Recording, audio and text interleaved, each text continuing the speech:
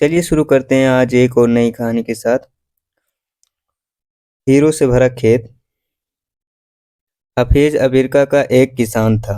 वह अपनी जिंदगी से खुश और संतुष्ट था। हफीज खुश इसलिए था कि वह संतुष्ट था। वह इसलिए संतुष्ट था क्योंकि वह खुश था। एक दिन एक अक्लमंद आदमी उसके पास आया। उसने हफीज को हीरे के महत्व के और उनसे जुड़ी ताकत के बारे में बताया। उसने हफीज से कहा, अगर तुम्हारे पास अंगूठे जितना भी बड़ा हीरा हो तो तुम पूरा शहर खरीद सकते हो, और अगर तुम्हारे पास मुट्ठी जितना बड़ा हीरा हो तो तुम अपने लिए शायद पूरा देश ही खरीद लो। वह अक्लमंद आदमी इतना कहकर चला गया। उस रात हफीज सो नहीं सका।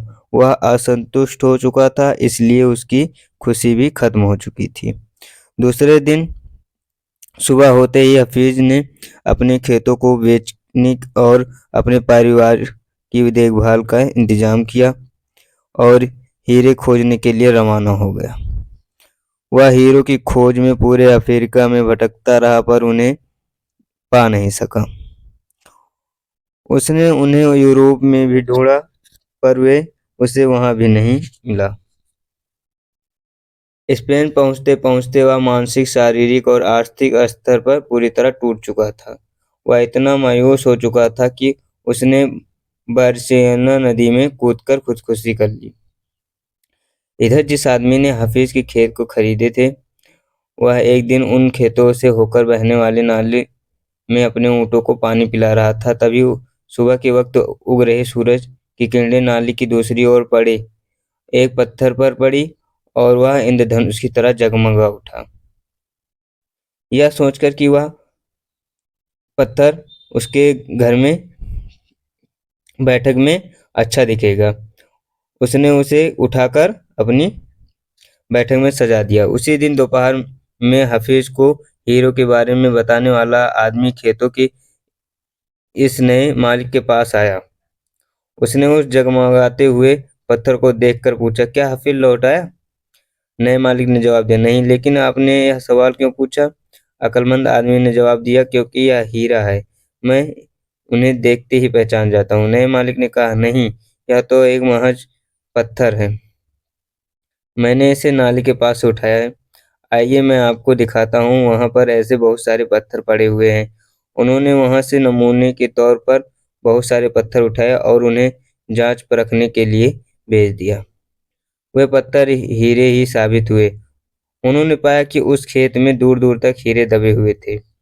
इस कहानी से हमें क्या शिक्षा मिलती है? इससे हमें यह सीख मिलती है, जब हमारा नजरिया सही होता है तो हमें महसूस होता है कि हम हीरो से भरी हुई जमीन पर चल रहे हैं। मौके हमेशा हमारे पांव तले दबे हुए हैं। हमें उनकी तलाश में कहीं जाने की जरूरत नहीं है, हमें केवल उनको पहचान लेना है। दूस, दूसरे के खेत की घास हमेशा हरी लगती है। हम दूसरों के पास मौजूद चीजों को देखकर ललचाते रहते हैं, इसी तरह दूसरे हमारे पास मौजूद चीजों को देखकर ललचाते हैं। हमसे अपनी जगह की अदली बदली करने का मौका हासिल करके उन्हें खुशी होगी। 4 नंबर देखते हैं। जिन्हें मौके की पहचान नहीं होती उन्हें मौके का खटखटाना शोर लगता है। मौका जब आता है तो लोग उसकी अहमियत नहीं पहचानते, जब मौका जाने लगता है तो उसके पीछे भागते हैं। कोई मौका दोबारा नहीं खटखटाता। दूसरा मौका पहले वाले मौके से बेहतर या बदतर हो सकता है, पर वह ठीक पहले वाले मौके जैसा नहीं हो सकता। इसलिए सही वक्त पर सही फैसला लेना बेहद जरूरी होता है।